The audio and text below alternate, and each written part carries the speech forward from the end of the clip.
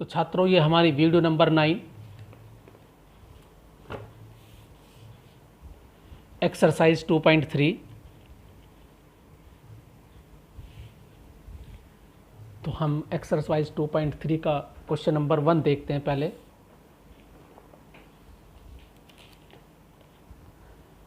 निम्नलिखित संबंधों में कौन फलन है? देखो इससे तुम्हें क्लियर हो जाएगा कौन सा है। कारण का उल्लेख कीजिए, यदि संबंध एक फलन है तो उसका परिसर निर्धारित कीजिए। तो हम इसमें फर्स्ट है 2-1, 5-1, 8-1, 11-1, 14-1 और 17-1। तो थोड़ा सा इसे हम एग्जाम्पल के यानी चित्र की सहायता से समझने की कोशिश करते हैं। ये दो सेट हैं। देखो मैं लिख रहा हूँ, इसमें R जो डिफाइन किया है, पहला है 2-1, 5-1, 8-1,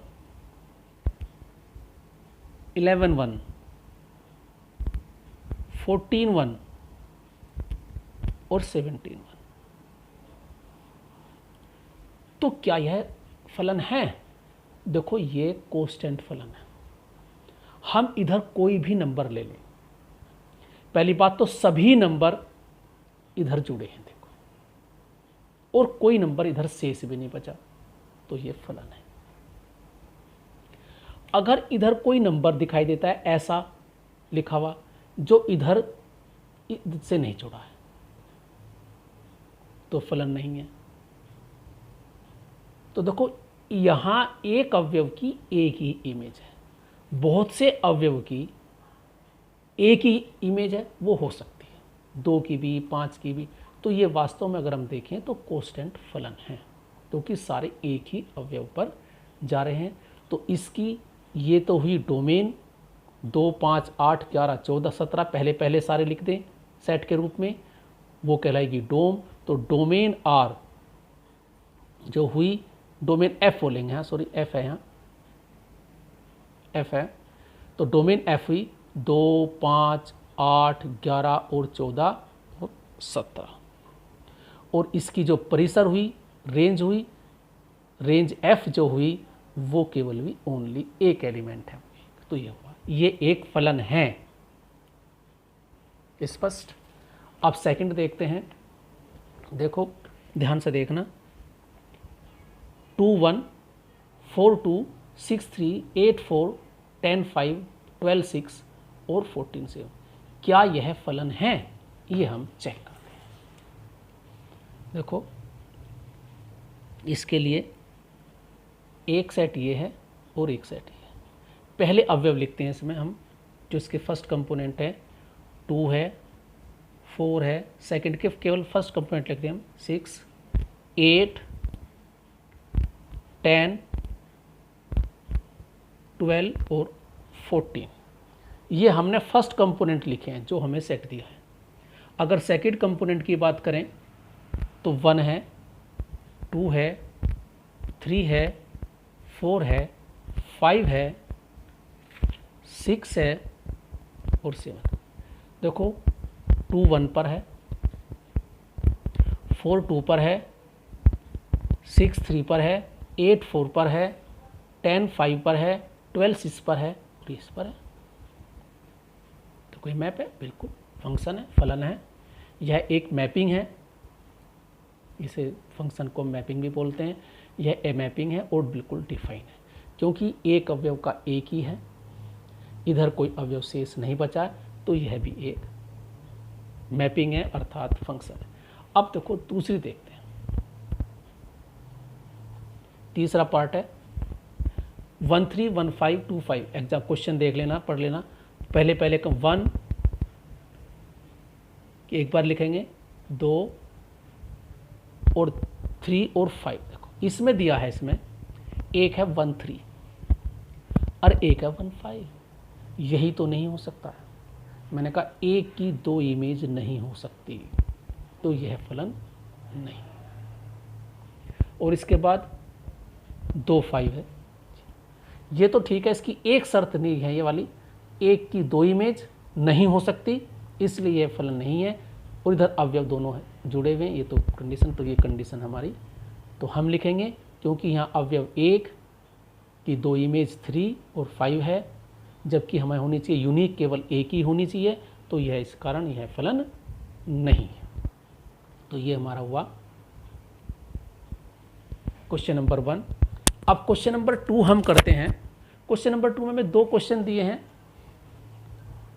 ये क्वेश्चन नंबर 2 है, फलनों का प्रांत तथा प्रेशर हमें ज्ञात करना है। F x is equal to minus mod x. तो प्रांत देखो, इसमें हम एक्स कुछ भी वैल्यू लिख सकते हैं। देखो जो हमारे पास पहला सेट है, देखो यहां हम कोई भी वैल्यू चुन लें, यहां से उस वैल्यू को यहां रख दें, तो क्या हमें एक मान मिलता है? हाँ मिलेगा। अब क्या मिलेगा? हम यहाँ नेगेटिव रख लें चाहे पॉजिटिव रख लें। अगर मैं रखता हूँ यहाँ 2, तो 2 का मोड क्या होता है? 2 ही होता है, तो ये नेगेटिव रहेगा। अगर मैं -2 रख लूँ तो -2 का मोड भी 2 रहेगा, तो ये ऑलवेज एक नेगेटिव नंबर ही रहेगा। तो जो एफ एक्स है, तो ये को यहाँ तो एक्स है और यहाँ हमें एफ एक्स मिलता है, तो एफ एक्स हमेशा एक ऋणात्मक संख्या ही मिलेगी। फॉर एग्जाम्पल मैंने 2 लिया, f2 ज्ञात करता हूँ। देखो यहाँ एफ एक्स यहाँ रखा 2, तो यहाँ 2 रखा, 2 का मोड 2, तो अंतर आ गया -2, 2 -2 पर चला गया। मैंने कोई भी नंबर लिया, यहाँ मैंने -5 लिया, तो यहाँ अंदर मोड में रखा -5, -5 का मोड 5 ही होता है, तो फिर ये -5 है। तो देखो हमें कोई भी पॉजिटिव वैल्यू नहीं मिलती। हम x कुछ भी लें, तो देखो प्रांत तो हमारे पास r हुआ, लेकिन जो हमें परिसर जो मिल रही है, जो परिसर के जो मेंबर, इधर के जो मेंबर है, वे हमें केवल नेगेटिव नंबर ही मिल रहे हैं। अर्थात वे 0 हो सकते हैं और -∞ के बीच में हो सकते हैं। तो सभी ऋणात्मक संख्या, सभी 0 भी इसमें इंक्लूड है, इसलिए लिया है। देखो मैंने, देखो ये इंटरवल लिखा है, ये 0 इंक्लूड है और यह -∞, तो -∞ और 0 के बीच सभी ऋणात्मक संख्याएं इसका परिसर होगी।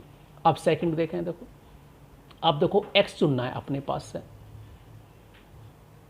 शर्त है कि x अगर यहाँ रखते हैं तो देखो ये रूट भी तो है इसमें, तो हो सकता है कि अगर इसके अंदर एक नेगेटिव संख्या आ गई तो वो एक काल्पनिक संख्या बन जाएगी। ध्यान रहे, हमेशा अगर यहाँ कोई नेगेटिव नंबर बन गया तो ये हमारे पास एक इमेजनरी नंबर होता है जो एग्जिस्ट नहीं करता।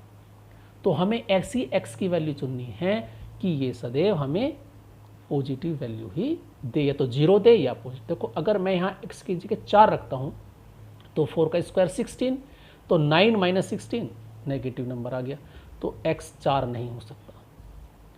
क्या हो सकता है? देखो मैंने लिखा है केवल माइनस और 3 के बीच ही अगर कोई नंबर हम रखते हैं, क्योंकि देखो 9 है, 9 से छोटी वैल्यू ही यहाँ होनी चाहिए, तभी ये पॉजिटिव रहेगा। तो प्रांत क्या हुआ? -3 और 3 के बीच सभी नंबर -3 हो या 3 ले लें, तो देखो -3 लेंगे तो 9 - 9 0 हो जाएगा, -3 का वर्ग 9, और 3 पे भी, तो इसके बीच अगर हम लेंगे तो ये एग्जिस्ट करेगा। तो प्रांत क्या हुआ? -3 और 3। अब हम देखते हैं हमें आंसर क्या मिलता है। देखो फलन का जो परिसर है, हम इसमें कुछ भी, तो 0 मिलेगा, या तो अगर मैं x का मान 3 रख देता हूँ तो 0 आ गया। अगर मैं 3 छोटा रखूँगा तो ये वैल्यू सदैव 3 से ही छोटी आएगी। अगर मैं 0 रखता हूँ तो इसका अधिकतम मान 9 - 0, तो 9, एफ एक्स इजकल टू 3, तो अधिकतम मान 3 हो सकता है। तो अर्थात 0 और 3 के बीच इसका परिसर होगा। तो ये हमारे पास हुई क्वेश्चन नंबर 2। अब बाकी सभी क्वेश्चन इस प्रश्नावली में बहुत ईजी हैं और वे तुम इजीली अपने आप कर सकते हो।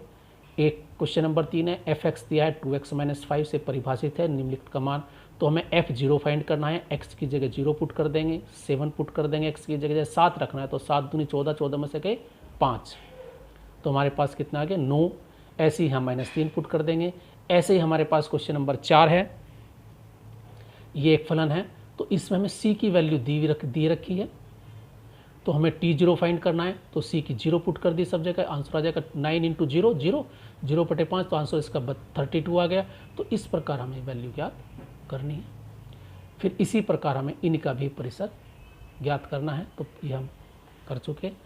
तो ये तुम्हारी एक्सरसाइज 2.3। तो इस प्रकार हमने तुम्हें संबंध और फलन बताया, संबंध क्या होता है, फलन क्या होता है, सब अच्छी तरह देख लें। और सभी वीडियो, इसकी लगभग 9 वीडियो तैयार हुई हैं इस चैप्टर की, सभी वीडियो आप अच्छी तरह देखें, एक दूसरे से रिलेटेड हैं, तो हमें सभी वीडियो देखनी पड़ेंगी, तभी हम सब अच्छी तरह से इस चैप्टर को क्लियर रूप से समझ सकते हैं। तो thank you, have a nice day. तो सभी बच्चे पूरी वीडियो देखें, अगर पसंद आए तो लाइक और सब्सक्राइब जरूर करें, और कमेंट बॉक्स में जो कमी आपको मिलती है वो कमी भी लिखें। Thank you, have a nice day.